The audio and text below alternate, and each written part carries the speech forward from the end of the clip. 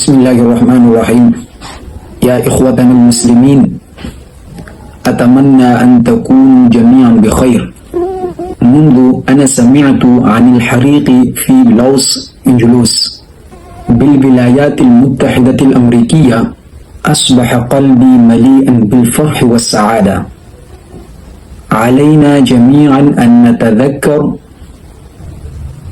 أن التعاليم الإسلامية تعلمنا العداوة والإنسانية والرحمة، فإن التعبير عن الفرح بمصيبة شخص ما أو خسارته يتعارض مع الأخلاق الإسلامية، فإن الحوادث مثل الحرائق لا تؤثر على البشر فقط، بل تؤثر أيضا على الموارد الطبيعية. عبرت عن فرحي لهذا السبب. قال الرئيس الأمريكي دونالد ترامب عن فلسطين: إذا لم يتركوا أهل غزة هجماتنا وغزاتنا فسنجعل بلدكم جحيما. لقد جعل الله تعالى بلدهم جحيما بنفسه، فنسأل الله تعالى أن يبقيهم دائما في الظل والمهانة. وبحسب أحدث المعلومات فقد قتل 24 شخصا على الأقل نتيجة هذه الحرائق، فيما لا يزال العشرات في عدد المفقودين. أما بالنسبة للخسائر المادية فإن التقديرات الأولية تشير إلى أن الخسائر الإجمالية تجاوزت 50 مليار دولار، ومن المتوقع أن تدفع شركات التأمين ما تصل إلى 30 مليار دولار تعويضات.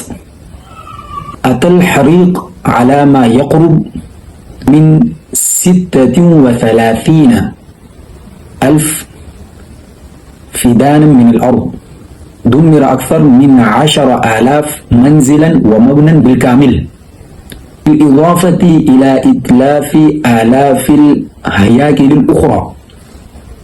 هذه الحوادث أجبرت حوالي 80,000 شخصا على النزوح،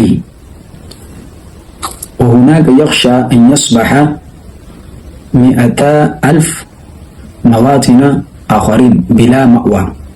أغلى سوق في العالم يقع في لوس أنجلوس. قال الشيخ تقي عثماني حفظه الله: كنت في رحلة إلى الولايات المتحدة الأمريكية، وهناك مدينة وتسمى لوس أنجلوس.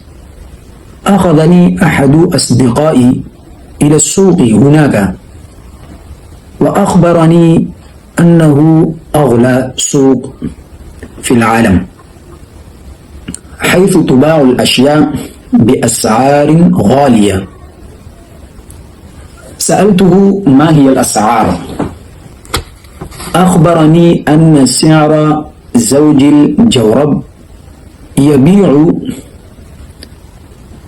100 دولار، أي ما يعادل حوالي 50,000 روبية باكستانية لجورب الواحد.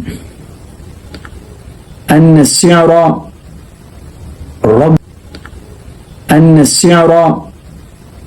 ربدة العنق 3,000 دولار،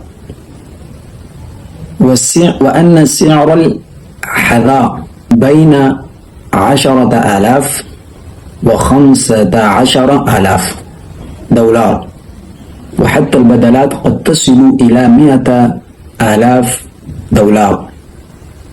يقوم المالك بأخذ العميل بنفسه إلى هناك لإظهار الألوان والتصاميم المناسبة للبدلة. بعد ذلك يخبر المالك العميل باللون والتصميم الذي يناسب جسمه وشخصيته. يتقاضى المالك 10,000 دولار فقط مقابل هذه الاستشارة. ولكن انظروا اليوم كيف ابتلاه الله بعذابه، ونحن ندعو الله أن يبقيهم دائما في مذلة وعار بحق.